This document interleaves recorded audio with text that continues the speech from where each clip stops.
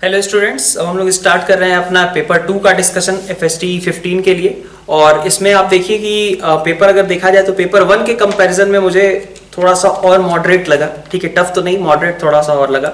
ठीक है, तो पेपर ये कंपैरेटिवली अच्छा था, बट फिर भी हमारे पास बहुत सारे इसमें से क्वेश्चंस ऐसे थे जो कि नोन थे। ठीक है, क्वेश्चन नंबर 41 की बात करते हैं। तो ये आपने ग्राफ बना रखा है और इसके रिलेटेड आपको एक दो बार क्वेश्चन ऑलरेडी पूछा जा चुका है FSTs में, तो ये मैं फिर से डिस्कस नहीं कर रहा हूँ यहाँ पे। आप देख सकते हो जो आपने ग्राफ बनाया हुआ है नोट्स में इनवर्स ट्रिग्नोमेट्रिक फंक्शंस के लिए लास्ट में। ठीक है, वहाँ आपने sine inverse 2x upon 1 plus x square, cos inverse 1 minus x square upon 1 plus x square, दोनों को आपने वहाँ पे डिस्कस कर रखा है ग्राफ्स को। ठीक है, 42 से स्टार्ट करते हैं अपन। ठीक, क्वेश्चन नंबर 42 में देखिए, 42 में क्या है, which of the following statements are true if z square upon z plus 1, ठीक है, belongs to R, then z lies on a circle or on real axis excluding the point -1, 0। तो देखते हैं ये क्या कह रहा है, रियल है ना, तो z स्क्वायर मतलब अगर रियल है कोई चीज तो उसका और उसका कॉन्जुगेट दोनों बराबर होते हैं, z बार का स्क्वायर अपॉन z बार प्लस 1। ठीक है, ऐसा लिख दिया। अब इससे हम कुछ कमेंट कर सकते हैं क्या, एक्स वाई में बदल करके देखते हैं। यहाँ से इसको थोड़ा सिंप्लीफाई कर लें तो हमारे पास आएगा z square z bar plus 1 मतलब z square is equal to z z bar का स्क्वायर और प्लस जेड बार का स्क्वायर। ठीक है, तो इसको अगर फर्दर फैक्टराइज करें तो फर्दर फैक्टराइजेशन के लिए एक चीज हम ऑब्जर्व कर सकते हैं, थोड़ा सा आसान हो जाएगा। जेड जेड बार, ठीक है, इंटू जेड लिखा जा सकता है इसे, plus z square is equal to इसको भी जेड जेड बार, ठीक है, प्लस मॉड जेड बार का स्क्वायर। ऐसा इससे हुआ क्या, ये मॉड का जेड स्क्वायर, ये भी मॉड का जेड स्क्वायर, इन दोनों को एक साइड लेते हो तो बनेगा क्या, मॉड का जेड स्क्वायर कॉमन। ठीक है, जेड जेड बार मतलब मॉड का जेड स्क्वायर कॉमन, बाकी बचा जेड माइनस जेड बार। ठीक है, जेड माइनस जेड बार, और साथ में क्या बचेगा, इधर आ जाएगा हमारे पास माइनस का z square minus z bar का स्क्वायर। ठीक है, इसके भी दो फैक्टर्स हो गए, माइनस जेड बार और ये जेड प्लस जेड बार। ठीक है, और ये रहा mod z square z minus z bar. ठीक है, अब आप सभी को एक साइड लेते आओ, मतलब यहाँ पे प्लस साइन बीच में लगा के इधर जीरो लिख दो, तो क्या हो जाएगा, z minus z bar bracket में मॉड का जेड स्क्वायर प्लस यहाँ से z plus z bar is equal to 0। ठीक है, तो ये z माइनस जेड बार वाला केस जो हम अलग से डिस्कस कर रहे थे ये भी हमारा यहीं पे इंक्लूड हो जा रहा है, और यहाँ से आपके पास उस सर्कल की इक्वेशन आ जाएगी x square plus y square plus यहाँ से 2x इज इक्वल टू 0। ठीक है, तो ये आपका ए ऑप्शन करेक्ट हो गया। बी ऑप्शन में बात करें, mod z is equal to 4√5 then the points representing the complex plane 3 plus root 5z। तो 3 प्लस रूट 5z मतलब मान लेता हूं कि ये w था कॉम्प्लेक्स प्लेन पे, number complex number 3 plus root 5z। ठीक है, z बाहर है, will lie on a circle of radius 20। ठीक है, तो z वेरी करेगा, मतलब अगर हम कहें कि w माइनस 3 का whole square is equal to कितना, 5z स्क्वायर।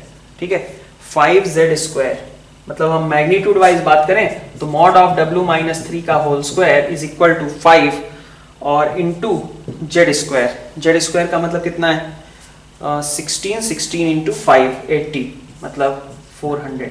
ठीक है, तो 400 मतलब अगर हम एक ऐसा सर्कल बनाते हैं जिसका सेंटर 3,0 हो तो हम बोल सकते हैं कि 3,0 सर्कल के सेंटर को लेकर के 20 रेडियस का जो सर्कल बनेगा, ठीक है, 3,0 सेंटर 20 रेडियस के सर्कल पे W हमारा लाई करेगा उसकी पेरिफेरी या फिर सर्कमफेरेंस पे।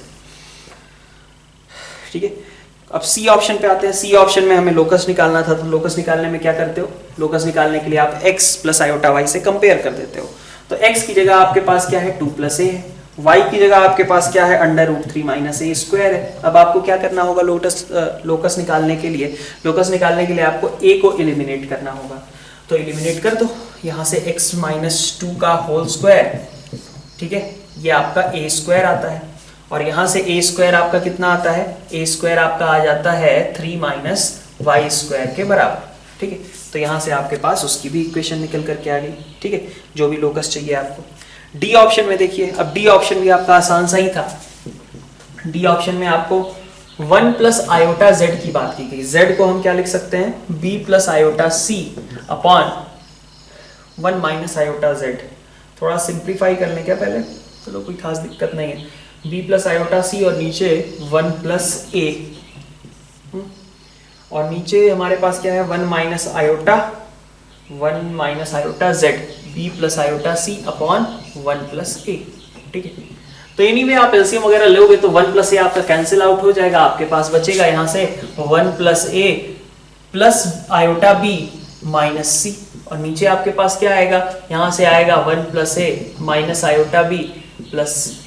ठीक है, अब यहाँ से इसको सिंप्लीफाई करना आपको पता है, 1 plus a minus c plus iota beta, और नीचे हमारे पास 1 plus a plus c minus का आयोटा बीटा। तो क्या करें, इसके कॉन्जुगेट से मतलब 1 plus a plus c plus iota beta से ऊपर नीचे मल्टीप्लाई करके आप इसको सिंप्लीफाई कर लो। ठीक है, नीचे आपका यूज हो जाएगा मेरे ख्याल से a square plus b square plus c square आपका 1 के बराबर है, ये वाला फैक्ट आप वहां पे यूज भी कर सकते हो। ठीक है, क्वेश्चन नंबर 43 इस तरीके का क्वेश्चन आपका जेई में पूछा जा चुका है ना। a माइनस बी का whole square plus b minus c का whole square plus c minus a का होल स्क्वायर एक्सपेंड कर दें, तो यहाँ पे हमारे पास क्या आ जाएगा 2 times a square plus b square plus c square minus 2ab, मतलब a square plus b square plus c square minus का ab माइनस का bc माइनस का ca इज इक्वल टू कितना है, इज इक्वल टू 27 है, तो 27 तक पहुंच गए। ए स्क्वायर बी स्क्वायर सी स्क्वायर सब कितने थे, 3 थे, तो 3 3 6 3 9 9 इंटू 2 18 हो गया है ना, 18 हो गया, तो ab plus bc plus ca निकल करके आ गया, डॉट है ये है ना, c डॉट है, इज इक्वल टू कितना निकल करके आ गया यहाँ से -9/2। ठीक, अब -9/2 आ गया। अब आपको एक और चीज, मतलब सी ऑप्शन तो आपका करेक्ट हो ही गया। फिर इसके बाद कहा जा रहा है कि ट्रायंगल के लिए, तो यही क्वेश्चन सेम क्वेश्चन है जेई वाला।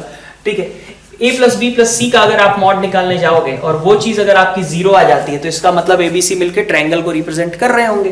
तो यही चीज कंसेप्ट यहाँ पे यूज हो जाएगा, a plus b plus c का whole square is equal to mod a square mod b square mod c square plus 2 times summation a dot b. ठीक है, तो ये आपका कितना था, ये आपका था 9, और यहां से कितना आया 2 और 9/2, तो मतलब 0, तो a प्लस बी प्लस सी 0 है, मतलब कि ये एक ट्रायंगल को रिप्रेजेंट करेगा, और ऑफ कोर्स वो कोप्लेनर होंगे ही होंगे। ठीक है, अगर ट्रायंगल बन रहा है तो कोप्लेनरिटी अपने आप आ गई। फिर ABC represents orthogonal triad of vectors, मतलब a डॉट बी 0 है, b डॉट सी 0 है, c डॉट a 0 है, ऐसा तो नहीं है। ठीक है, तो इसका मतलब ABC ये तीनों ही हमारे पास करेक्ट होंगे, क्योंकि a dot b b dot c c dot a 0 होने का मतलब क्या हो जाएगा कि ये सब तो 0 होता है, यहाँ -9/2 लिखा हुआ है, तो ऑफ कोर्स ये स्टेटमेंट हमारी इनकरेक्ट रहेगी। क्वेश्चन नंबर 44 देखिए, क्वेश्चन नंबर 44 में हमारे पास ये पुराना भी क्वेश्चन है शायद, मुझे जितना याद आ रहा है कि लास्ट के कुछ FSTs में ये पूछा जा चुका है। तो fx minus 1 upon fx plus 1, इसकी वैल्यू कितनी है आपके पास, x की power 4 plus x square plus 1, और नीचे है आपके पास x square plus x plus 1 का होल स्क्वायर। तो आपने क्या किया, डिवाइड कर दिया, x square plus x plus 1 आपको दिखना चाहिए कि इसका फैक्टर होगा। ऊपर क्या बचेगा, x square minus x plus 1, नीचे एक x square plus x plus 1। अब आपने कैसे करना है, ऊपर -1 बनाना है, -1 कौन दे सकता है, ये दे सकता है, तो x से डिवाइड कर दीजिए, x plus 1 by x minus 1, नीचे x plus 1 by x plus 1। ठीक, तो इसका मतलब fx आपका कितना निकल करके आ गया, ये पूरी कैलकुलेशन करके आपको पता चला कि fx आपका क्या है, x प्लस 1 बाई एक्स है। ठीक है, अब अगर आपको fx पता चल चुका है x प्लस 1 बाई एक्स, तो आप सारी चीजें निकाल सकते हो। ठीक है, ये ऑप्शन करेक्ट ही है। मॉड ऑफ fx हमेशा कैसा होगा, नंबर और उसके रेसिप्रोकल्स का सम। ठीक है, या तो 2 से बड़ा या तो -2 से छोटा, तो इसका मतलब ये ऑप्शन करेक्ट है। बी ऑप्शन की बात करें, ये भी करेक्ट है। सी ठीक, डी की बात करते हैं, डी की बात करते हैं, value of definite integral cos x x plus 1 by x, तो ऑड फंक्शन हो जा रहा है ना, माइनस पाई से पाई, हाँ ऑड फंक्शन हो जा रहा है, तो ऑड फंक्शन का इंटीग्रेशन कैसा हो जाएगा, 0 के बराबर हो जाएगा।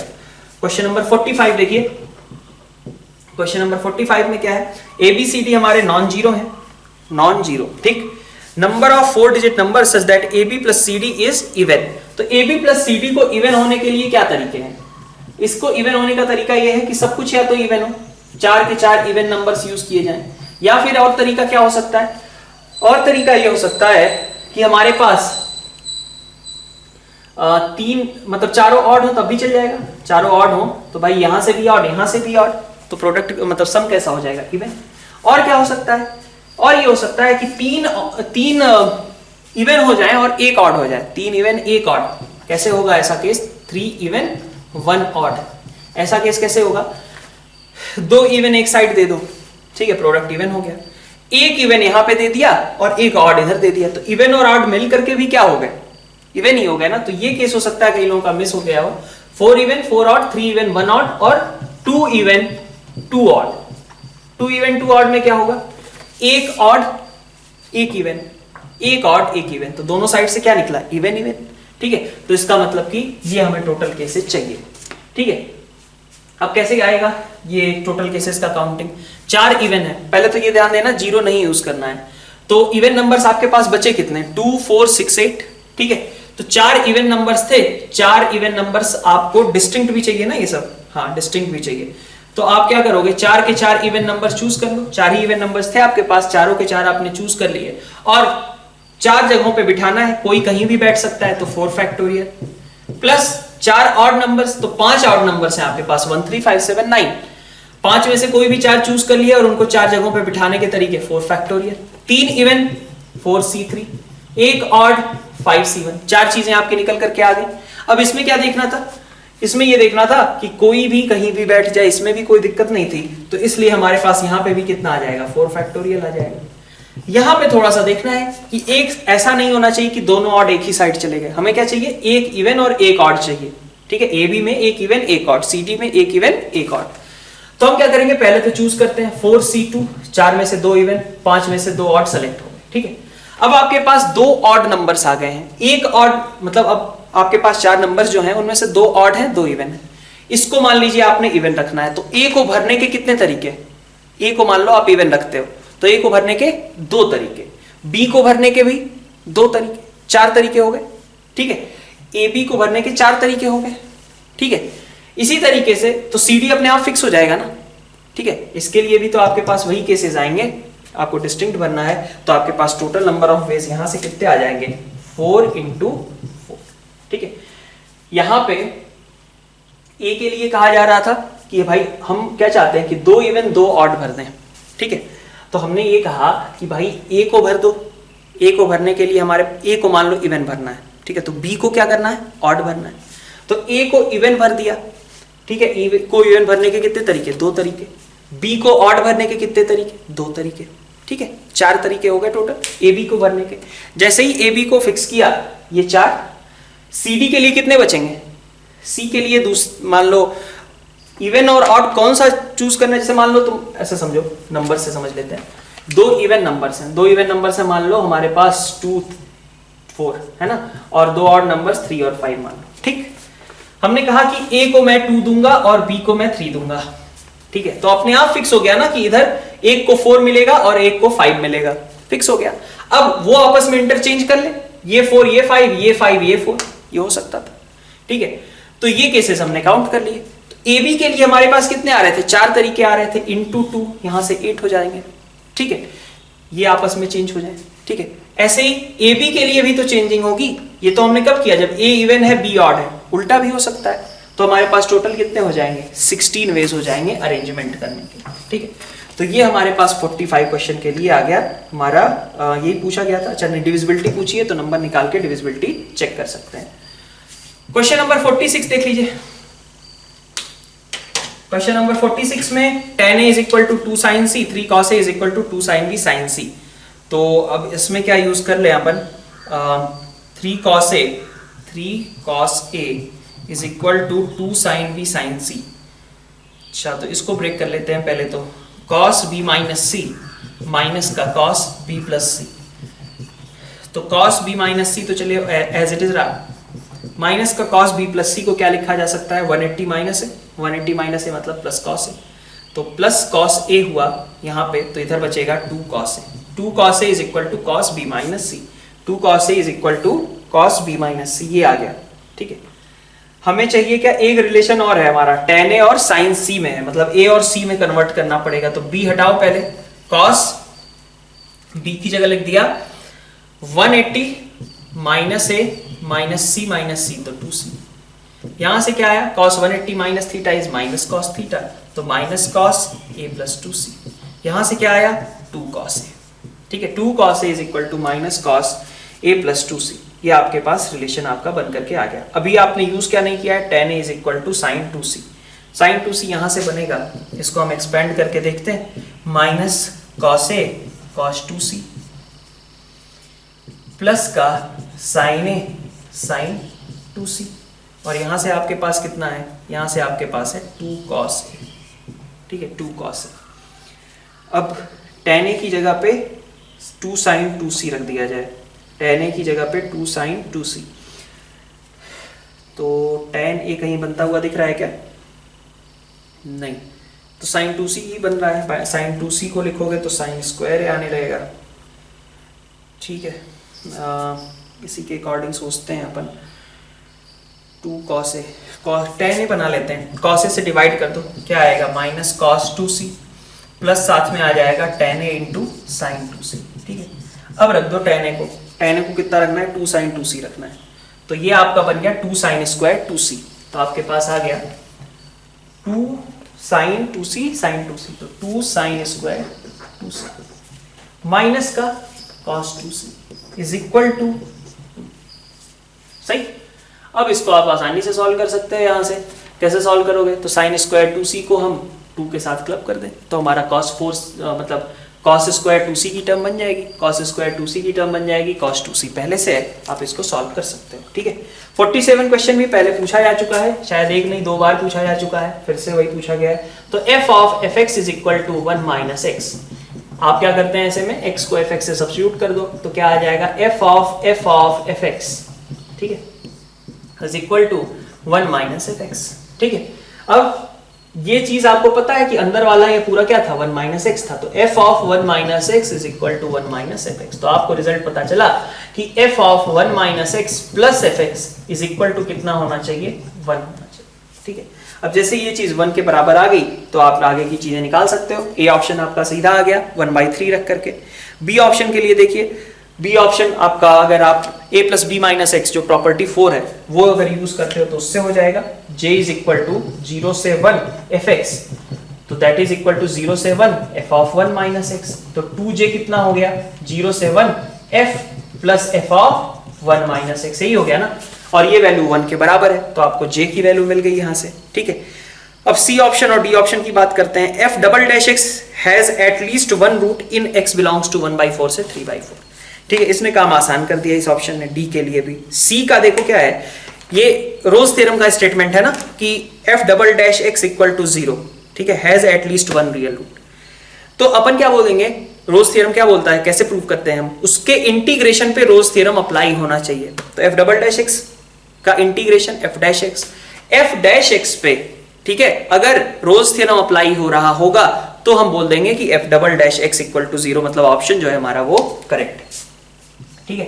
तो सी ऑप्शन में देखो f डैश को अगर हम देखें यहां से डिफरेंशिएट कर दो, f dash x is equal to f dash 1 minus x, ये आ जाएगा, ठीक है। ये सही है क्या, दोनों साइड हमने डिफरेंशिएशन कर दिया, 1 का तो 0 हो गया, यहां से वैल्यू आ गई, तो x की जगह 1/4 रख दो, तो f डैश 1/4 और f डैश 3/4 दोनों ही आपस में बराबर हैं, इसका मतलब कि इस पे रोल्स थ्योरम अप्लाई किया जा सकता है, और इसका डिफरेंशिएशन जो है f डबल डैश उसका कम से कम एक रूट एग्जिस्ट किया होगा।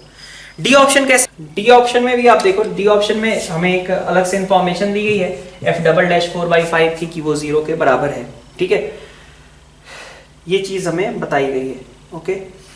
और हाफ के बारे में क्या कमेंट कर सकते हैं, हाफ के बारे में हम ये बोल सकते हैं क्या, एक बार और डिफरेंशिएट करें तो f डबल डैश x और यहां से आपका f double dash 1 minus x का सम 0 होगा, तो इसका मतलब f डबल डैश हाफ भी आपका क्या है 0, तो f डबल डैश हाफ आपका 0 है, f डबल डैश 4/5 आपका 0 है, इसका मतलब कि f ट्रिपल डैश मतलब x के एक रूट यहाँ पे भी एग्जिस्ट करेगा रोज थ्योरम के अकॉर्डिंग। क्वेश्चन नंबर 48 देखिए, 48 आपका किया ही होगा आप सभी ने, है ना, PS1 plus PS2 is equal to 2a, अगर a ग्रेटर देन b है, बिल्कुल करेक्ट है, क्योंकि लोकस को ही रिप्रेजेंट कर रहा है, मतलब जो डेफिनेशन होती है। PS1 plus PS2 is equal to 2b, जबकि a लेस देन b है, ठीक है। इस बार मेजर एक्सिस क्या होगी, b वाली होगी, तो मेजर एक्सिस 2b और वही सम को रिप्रेजेंट करेगा। tan α/2 tan β/2 ये भी आपने किया होगा, सोल्यूशन ऑफ ट्रायंगल से इसका आता है रिजल्ट, कैसे आता है, ये p ये S1 ये S2 है, ठीक है। अपन ने क्या किया, अपन ने ऐसे बोल दिया कि मान लो कि ये A है साइड, ये B है साइड और ये C है मान लो, ठीक है। तो tan अल्फा बाई 2, ठीक है, अल्फा कौन सा था, PS1S2, PS1S2 ये अल्फा है और PS2S1 ये बीटा है। तो tan अल्फा बाई 2 का मतलब क्या होगा, tan अल्फा बाई 2 का मतलब क्या होगा, delta upon S into S minus A, ठीक है। तो tan alpha by 2 delta upon S, alpha के सामने क्या है B, S माइनस B, ठीक है। tan बीटा बाई 2 का मतलब क्या होगा, डेल्टा अपॉन S, ठीक है, डेल्टा अपॉन S और बीटा के सामने C, तो S माइनस C। अब दोनों का प्रोडक्ट हमें दिखाना है, tan alpha by 2 into tan beta by 2 और इसके लिए क्या आएगा, delta square upon S square S minus B S minus C, ठीक है। तो ऊपर S minus A S minus B S minus C, तो आपके पास बचा क्या, आपके पास बच गया है नीचे S और ऊपर बचेगा S माइनस A, ठीक है, ठीक है। तो S कितना था एनीवे, अगर आप इसको B प्लस C आपका कितना है, B प्लस C तो आपका 2A के बराबर है भाई, PS1 प्लस PS2 कितना है आपका 2A के बराबर है और ये कितना है आपका 2A ही है ना। तो आप कहें कि स्मॉल s, ठीक है, सेमी पेरीमीटर, उसकी बात करूं मैं, that is equal to A plus B plus C, but it is equal to A plus B का मतलब कितना, सॉरी A तो आपका 2A ही है, B प्लस C का मतलब आपका 2A हो जाएगा इन केस की A ग्रेटर देन B था, ठीक है। तो अब इसको यहां पे सब्स्टिट्यूट कर दो, यहां से आपके पास E के टर्म्स में इक्वेशन निकल करके आ जाएगी, ठीक। उसी E को फिर बदल दिया गया है, ठीक है, A B के टर्म्स में। क्वेश्चन नंबर 49 देख लो, 49-50 में अब हमारे पास यहाँ पे f डैश एक्स अपॉन जी डैश एक्स के बारे में कमेंट करना है कि ये हमारा नॉन जीरो फाइनाइट नंबर कैसे आएगा, कौन से c के लिए आएगा। तो आप सबसे पहले देखो, limit extending to infinity, f dash x का मतलब क्या है, f डैश एक्स का मतलब है e की पावर 2x इंटू एक्स, ठीक है, और 1 प्लस 3x स्क्वायर की पावर हाफ, यही होगा ना डिफरेंशिएशन न्यूटन लेबनीज से। और डिनोमिनेटर में डिफरेंशिएशन कितना आएगा, डिनोमिनेटर में प्रोडक्ट रूल लगेगा, e की पावर cx को एज इट इज रखा, यहां से cx c माइनस 1 प्लस अगली बार हमने x की पावर, ये cx c माइनस 1 था, उसके अलावा अगली बार हमने क्या किया कि अगली बार x की पावर c को एज इट इज रखते हैं और यहां से c e की पावर cx, ठीक। तो अब आपके पास यहां से टर्म क्या बन गई, यहां से ऊपर आ गया आपका x इंटू ई की power 2x 1 plus 3x square की पावर हाफ, और डिवीजन में आपके पास कितना है, यहां से c e cx और साथ में x की पावर में c माइनस 1, यही है क्या, c e cx और x की पावर में c माइनस 1 कॉमन निकल गया, तो बचा यहां से 1 और यहां से बचेगा x, तो 1 प्लस x, ये आपका बचा हुआ टर्म है, ठीक है। तो अब इसको अगर नॉन जीरो होना है तो ऑफ कोर्स इस c को क्या होना पड़ेगा, 2 होना पड़ेगा, सो दैट e की पावर 2x हट पाए, क्योंकि ये जब तक रहेगा तब तक तो, अगर ये नीचे वाली चीज 2 से बड़ी हो गई तब तो यही ज्यादा डोमिनेट करने लगेगा और वैल्यू क्या हो जाएगी, 0 हो जाएगी, ठीक है। अगर ये c 2 से छोटा रहा तो क्या होगा, तब तो यही डोमिनेट करने लगेगा, वैल्यू ओवरऑल क्या हो जाएगी, इन्फिनिटी हो जाएगी। नॉन जीरो फाइनाइट के लिए जरूरी है कि this c should be equal to 2, और जैसे ही आपका c 2 आ गया तो अब आप इसका एक बार को एक्सपेंशन करके लिमिट आप आसानी से कैलकुलेट कर सकते हो।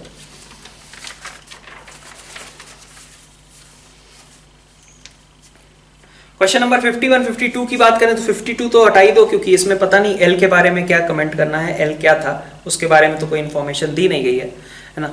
अपन 51 के बारे में देख लेते हैं। 51 में देखो क्या हो रहा है कि x square plus b x plus 1, b constant है और tangent line is drawn at a point where fx cuts y axis. fx y axis को कहाँ कट करेगा, 0,1 पे कट करेगा ना, ठीक है। तो अब आप b को मैक्सिमाइज करना चाहते हो तो b मैक्सिमाइज मान लेता हूं मैं कि क्वेश्चन नंबर 51 में, ठीक है, x square plus b x plus 1, कहीं भी हो सकता है, b ऐसा भी पैराबोला हो सकता है, ऐसा भी पैराबोला हो सकता है, कोई दिक्कत नहीं, ठीक है। हो सकता है ये भी कि वो ऊपर ऊपर ही लाई करे, टेंजेंट लाइन इज मतलब हमेशा अपवर्ड तो है ही, मतलब एक्स एक्सिस के ऊपर ऊपर रहे, ठीक है। Tangent line is drawn at a point where fx cuts y axis, ठीक है। तो 0,1 पे अगर हम टेंजेंट ड्रॉ करेंगे, ठीक है, 0,1 पे अगर हम टेंजेंट ड्रॉ करते हैं तो उसके लिए सिचुएशन क्या आएगी, टेंजेंट की इक्वेशन लिखें, ठीक है। 0,1 पे स्लोप कितना होगा, तो स्लोप होगा आपका 2x प्लस b, मतलब b के बराबर है ना। ये स्लोप होगी 0,1 पे जो टेंजेंट खींची जाएगी, और इक्वेशन क्या हो जाएगी फिर, y इज इक्वल टू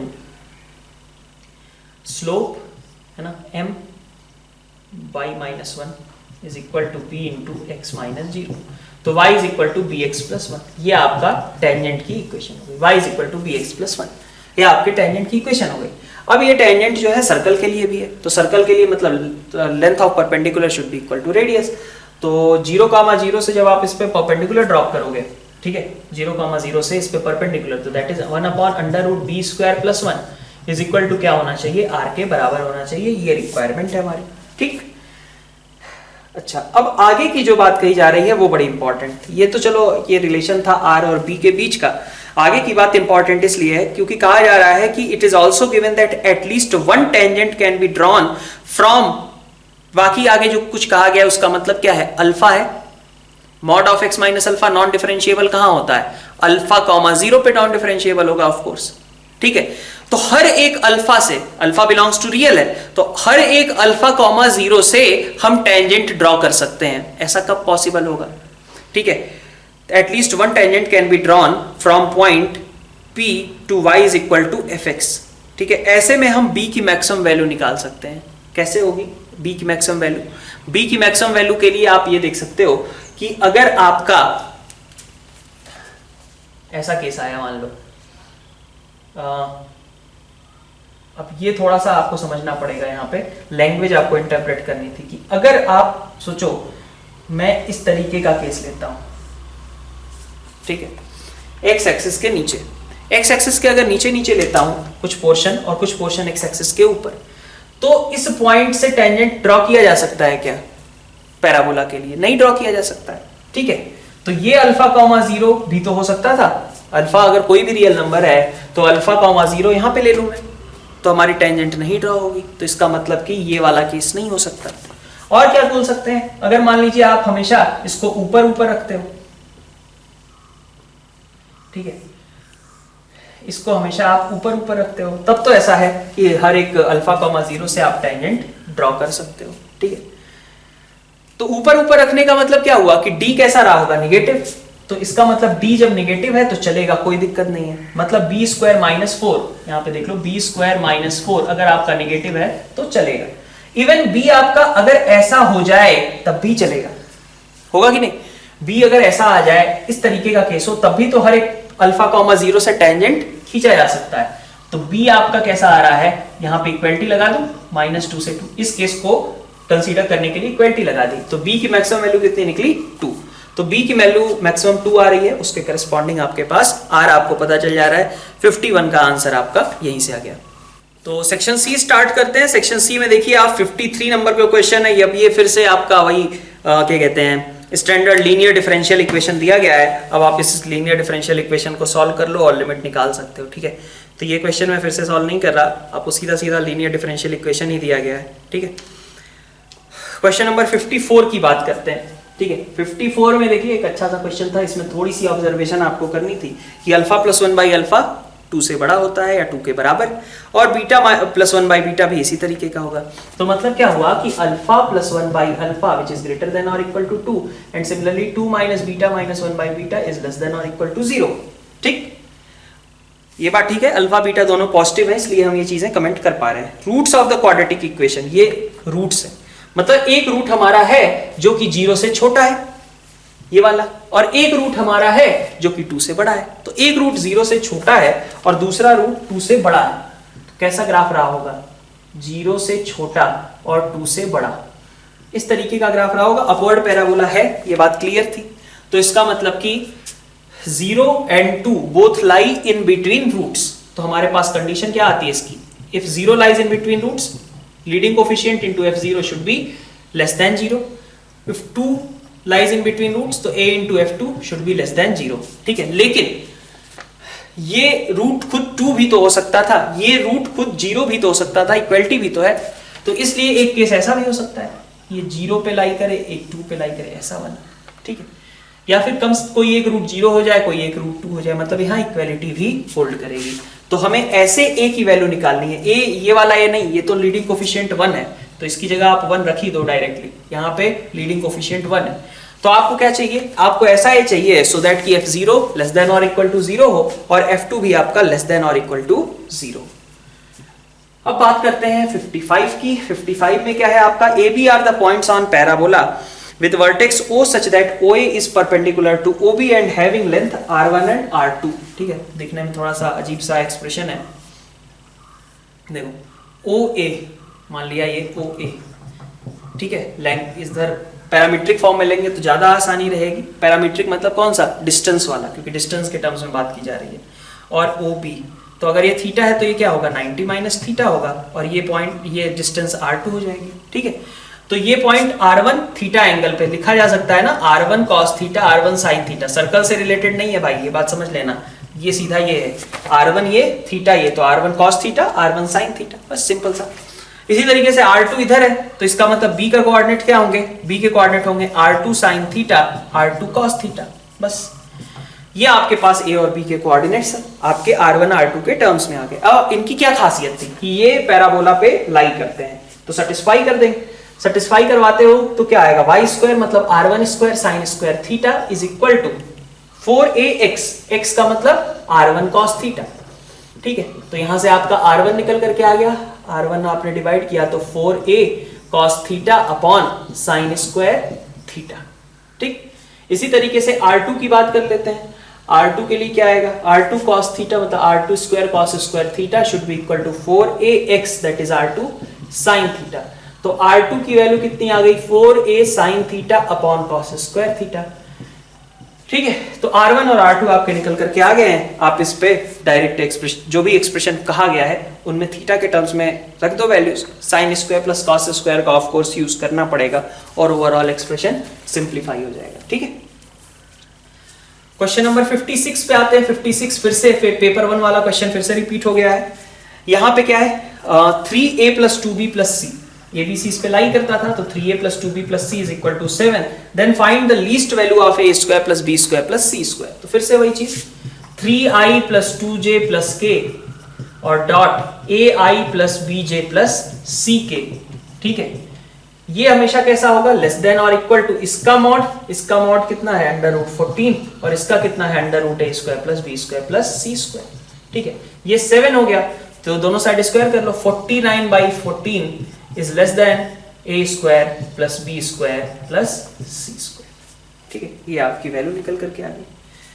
ठीक है, अब क्वेश्चन नंबर 57 भी देख लेते हैं। ये भी आसान सा क्वेश्चन था, हालांकि कंफ्यूजन हो सकता है यहाँ पे कुछ लोगों को अंदर में जो इंटीग्रेशन प्रेजेंट था उससे, हालांकि उससे कोई चेंज नहीं आएगा, जो आपका फॉर्मूला है वैसा ही रहेगा, बट थोड़ा नया सा दिखने वाला एक्सप्रेशन है, तो हो सकता है कुछ कंफ्यूजन आई हो। तो अपन x के रिस्पेक्ट में f डैश को ऑफ कोर्स डिफरेंशिएट करें। ठीक है, कर सकते हैं, क्योंकि अंदर में हमारे पास हर एक टर्म में देखिए क्या है, t ही है ना। अंदर में देखो 2t प्लस 3, और इवन जो इंटीग्रेशन से आएगा, इंटीग्रेशन fx dx है ना, वो भी क्या आएगा, t के टर्म्स में ही आएगा, t से 2 तक है ना, तो t के टर्म्स में ही आएगा वो भी। ठीक है, तो सब कुछ जो fx, जो कैपिटल fx है, उसके आगे जो इंटीग्रेशन है उसके अंदर की जो टर्म है सब कुछ t में लिखा हुआ है। ठीक है, t में लिखा हुआ है तो उसको कांस्टेंट मान के बाहर निकालने की जरूरत नहीं है। अगर उसने यही चीज दे दी होती जो अंदर लिखा हुआ है, उसने t से 2, अगर वही उसने दे दिया होता x से 2, तो फिर वो कांस्टेंट हो जाता, क्योंकि वो किसके टर्म में था, x के टर्म्स में था। ये तो क्या है, ये t से 2 है, मतलब x के नहीं बल्कि t के टर्म्स में है। तो हम t के टर्म्स में अगर है तो हम डायरेक्ट न्यूटन लेबनीज अपना अप्लाई करते हैं। तो न्यूटन लेबनीज क्या करेगा, पहले तो जो लिमिट है उसको डिफरेंशिएट किया। ठीक है, x का डिफरेंशिएशन 1 आ गया, फिर जहां जहां अंदर t है वहां वहां x रख दो, तो क्या बनेगा, और ये चीज तुम्हारे अंदर जो इंटीग्रेशन है उस पे भी अप्लाई होगी। यहाँ पे x आ जाएगा, यहाँ 2 आ जाएगा, और ये fx dx। ठीक है, बस इतना। अब f डबल डैश x भी निकाल सकते हैं, क्योंकि हमें तो f डबल डैश से काम था। अब इस बार कैसे होगा, इस बार प्रोडक्ट रूल से डिफरेंशिएशन होगा। 2x प्लस 3 2 आ गया डिफरेंशिएशन, यहां से क्या आया, x से 2 fx dx, प्लस क्या आएगा। ठीक है, अगली बार हम देखें तो अभी हमने क्या किया था, इसका डिफरेंशिएशन किया था, इसको एज इट इज रखा था। अगली बार अपन इसको एज इट इज रखते हैं 2x प्लस 3 को, और इसका डिफरेंशिएशन करते हैं। इसका डिफरेंशिएशन कितना आएगा, माइनस का आ जाएगा f(x). ठीक, यही आ गया। अब आपको f"(2) चाहिए, तो f"(2) का मतलब क्या होगा, 2 का मतलब होगा यहाँ 2 से 2 मतलब 0 हो गया, ये पूरा टर्म 0 हो गया, बाकी यहाँ से बचा 7 और माइनस का, ठीक है, इनटू में है ये माइनस, ठीक है, माइनस में बाहर ही लगा देता हूँ, -7f2। ठीक है, ये आपका रिजल्ट यहाँ से निकल करके आ गया। क्वेश्चन नंबर 58 स्टार्ट करते हैं। 58 देखो, अब इसमें भी जो है, जो भी मेहनत है लिमिट वाली मेहनत है, मैट्रिक्स में तो कुछ भी नहीं बचा। क्यों नहीं बचा वो मैं समझा देता हूं। 58 में देखो, 58 में क्या बोल दिया गया, इसमें बोल दिया कि इन्वर्टिबल है, आधा काम इन्वर्टिबल नहीं खत्म कर दिया, क्योंकि आइडेम्पोटेंट अगर है, मतलब आइडेम्पोटेंट का मतलब क्या होता है, a² = a, यही होता है। तो a² अगर आपका a के बराबर है तो इसका मतलब क्या हुआ, a इनवर्स एग्जिस्ट करता था, इसने आधा काम खत्म कर दिया। क्या था, हो गया। अब इससे आपके पास डिडक्शंस निकल गए कि डिटर्मिनेंट ऑफ a का square is equal to determinant of a, और दैट मींस कि determinant of a can be equal to 0 और 1, लेकिन 0 होगा नहीं क्योंकि इन्वर्टिबल है। तो इसका मतलब determinant of a is equal to 1, ये बात आपको पता चल गई। और a इनवर्स चूंकि एग्जिस्ट करता है तो यहां से आप बोल सकते हो a इनवर्स से मल्टीप्लाई अगर करोगे इसको तो ये क्या आएगा, a इनवर्स a। ठीक है, तो यहां से आपका a आया और यहां से क्या आया, i, मतलब आइडेम्पोटेंट मैट्रिक्स जो कही जा रही है, सारी बातें कही जा रही हैं, वो बेसिकली क्या है, a आपका i के बराबर है, और सारा काम यहीं पे खत्म हो गया। डिटर्मिनेंट ऑफ एडजॉइंट b की बात करें, चूंकि 3x3 है तो डिटर्मिनेंट ऑफ एडजॉइंट b क्या होगा, that will be equal to b²। ठीक है, डिटर्मिनेंट ऑफ एडजॉइंट b कितना होता है, डिटर्मिनेंट ऑफ b की पावर में n-1, तो b² is equal to determinant a तो क्या है, 1 है, 1 की पावर 12 कर दो, चाहे जो मन वो कर दो, 1 ही आएगा, प्लस a ट्रांसपोज तो 0 हो गया ना, इसका ट्रांसपोज, ठीक है, a ट्रांसपोज 0 हो गया। फिर एडजॉइंट a-i, तो एडजॉइंट a में भी क्या आएगा, यही आएगा। ठीक है, तो ये भी 0 हो गया, तो 1 + l लिखा हुआ है, तो मेहनत किसकी बची, l निकालने की। l निकाल लेते हैं, l निकालने में क्या ही मेहनत है। Limit x tending to infinity 0 से sin²x, अब इतने बड़े बड़े टर्म्स लिखे हैं, इंटीग्रेशन यूज किया ही गया है, तो ऑफ कोर्स आप LH अप्लाई करो, और LH अप्लाई करने के लिए डिफरेंशिएशन करना पड़ेगा, और वो डिफरेंशिएशन कौन करवाएगा, न्यूटन लेबनीज।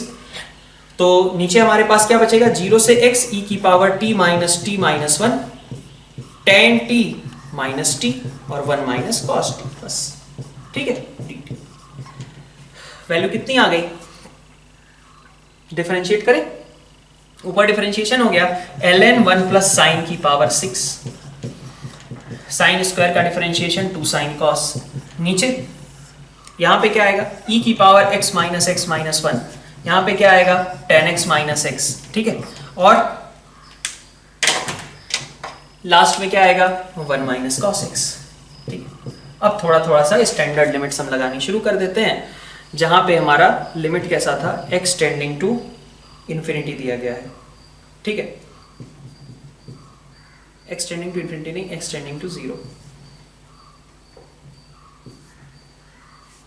ठीक है,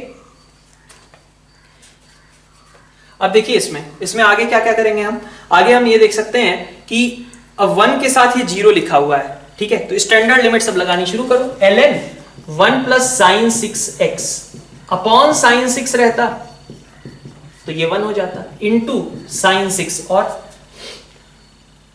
ठीक है, sin की power 6 into 2 sin x cos x, तो चलो एक्सटेंडिंग टू 0 के लिए क्या बन गया, 1 ही बन गया, कोई दिक्कत नहीं। ठीक है, उसको हटा सकते हैं, non zero finite quantity, limit extending to 0, cos x 1 बन गया, उसको हटाया जा सकता है, क्योंकि दैट इज क्या है, non zero finite quantity. e की पावर x - x - 1 एक्सपेंशन सही होगा, तो e की पावर x की जगह पे अपन क्या लिखेंगे, 1 + x + x² / 2 फैक्टोरियल, और वहीं कैंसिलेशन हमारा रुक जाएगा, क्योंकि 1 और x तो कैंसिल हो गए। फर्स्ट नॉन कैंसिल टर्म क्या मिली, x² / 2 factorial, tan x - x, tan x का एक्सपेंशन यूज कर लो, जितना मुझे याद आ रहा है ये कुछ ऐसा था ना, कि tan x = x + x³ / 3 था शायद, देख लेना, x³ / 3 है या 2x³ / 3 है, जो भी है, तो x³ / 3 पहली नॉन कैंसिल टर्म, या 2x³ / 3 जो भी हो, tan x का एक्सपेंशन देख लेना, और फर्स्ट नॉन कैंसिल टर्म, और 1 - cos x, तो ये तो सीधा क्या होता है, x² / 2 के इक्विवेलेंट हो जाता है। ठीक है, तो ये आपका 1 हो गया, sin की पावर 6 और 2 sin, ये मिलकर के क्या हो गए, इक्विवेलेंट इनको बोल सकते हैं हम, 2 मतलब लिख लो एक स्टेप और, साइन x की पावर 7। अगर x की पावर 7 नीचे रहे मल्टीप्लाई हो जाए, और नीचे क्या है हमारे पास x की पावर 7, ठीक है, तो डिवीजन में 3 2 6 6 2 12, ठीक है, मतलब ये कितना निकल करके आ गया, 24 निकल करके आ गया, ठीक है। और 24 अगर ये लिखा हुआ है तो इसका मतलब कि डिटर्मिनेंट b कितना हो जाएगा, ±5, ठीक है, ये वैल्यूज हो जाएंगे डिटर्मिनेंट b के लिए। क्वेश्चन नंबर 59 देख लो। 59 इसमें आसान सा क्वेश्चन था यार। r अगर कोई निकालने जाएगा तो फंस जाएगा, उसको क्या यूज करना था, रिजल्ट यूज करना था कि r इसको सेटिस्फाई करता है, दैट मींस 9r की पावर 5 + 7r² - 9 = 0, ठीक है। और सम हमसे जो पूछा जा रहा है s = r की पावर 4 + 2r9 + 3r14, है ना, +4r19, AGP है इनफाइनाइट तक की, ठीक है, इनफाइनाइट है तो काम आसान हो गया। क्या करेंगे, r की पावर 5 से मल्टीप्लाई कर देंगे और शिफ्ट करके लिख देंगे, तो r की पावर 9 + 2r की पावर 14 + 3r की पावर 19, है ना, ऐसे करके चलता जाएगा। तो ये आपके पास बचा s × 1 - r की पावर 5 = r की पावर 4, कॉमन 1 + r की पावर 5 + r की पावर 10, ठीक है, प्लस r की पावर 15, ऐसे करके आपका फिर से इंफिनिटी तक चलता रहेगा। तो ये कितना आ गया, r की power 4 upon 1 - common ratio r5, ठीक है। s 1 - r5 और था तो 1 - r5 को यहाँ भेज दो, होल स्क्वायर हो जाएगा। पहले हमने क्या किया, r4 को एज इट इज रखा, और इस gp का सम, इनफाइनाइट gp का sum, first term 1, common ratio r की पावर 5, तो 1/1 - r की पावर 5, ये तो सम आया। अब ये 1 - r5 और था, उसको डिनोमिनेटर में भेज दिया, ये बन गया टर्म।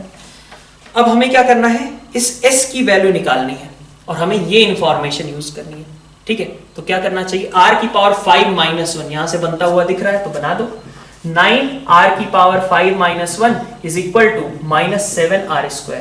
तो आपके पास क्या आया, आपके पास आ गया है r² अपॉन r की पावर 5 - 1 = -9/7, ठीक है। तो ये वैल्यू क्या हो गई, उसी का होल स्क्वायर हो गई, ठीक है। तो ये 59 क्वेश्चन आसान सा ही था, बस इसमें नहीं उलझना था। क्वेश्चन नंबर 60 पे आते हैं।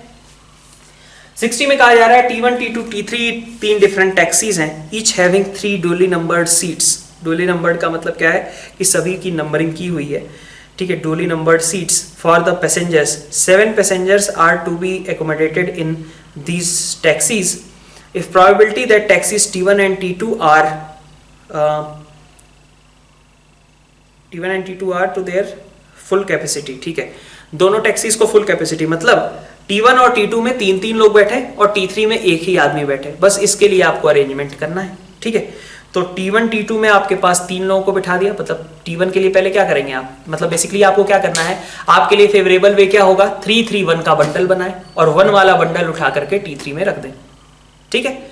और ठीक है, 1 वाला बंडल उठा करके 3 में मतलब T3 में रख दें, ठीक है।